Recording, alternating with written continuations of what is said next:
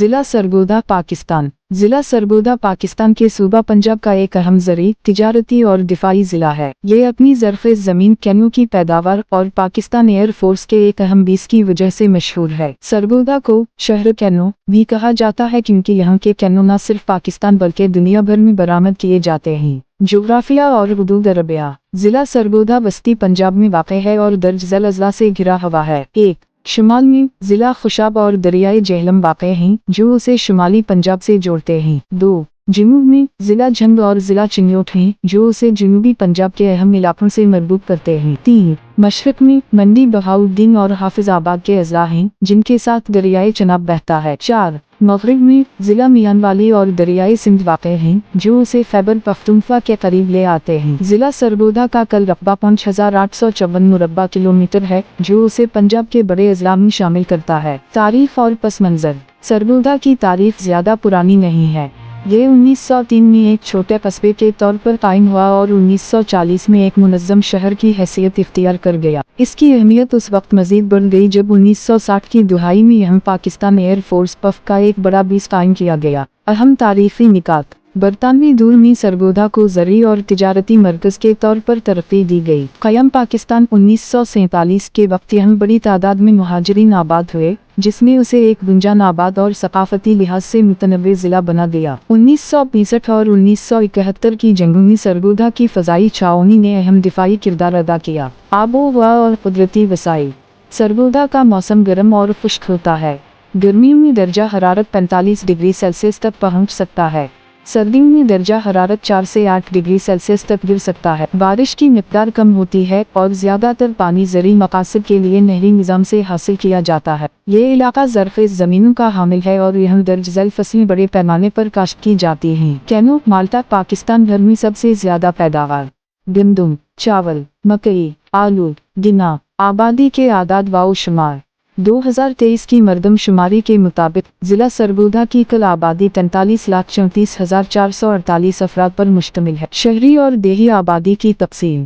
شہری آبادی 16,09,587 تقریباً 37.13%۔ دیہی آبادی 27,24,861۔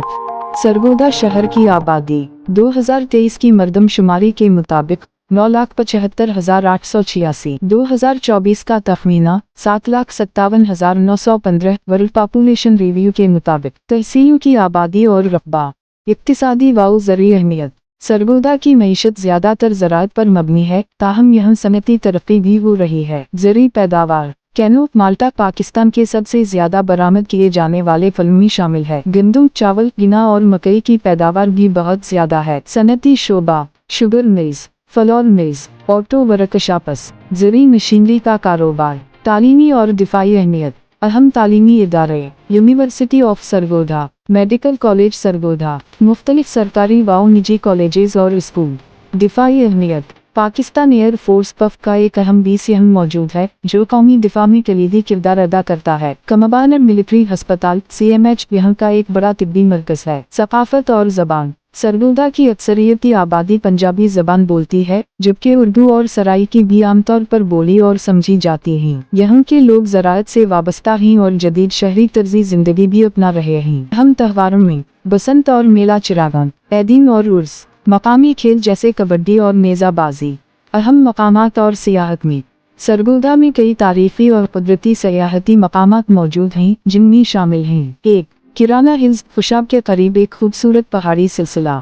2. صفی سلطان باہو دربار، ایک روحانی و مذہبی مقام۔ 3. شاہ نکڈر دربار، مقامی زائرین کے لیے اہم۔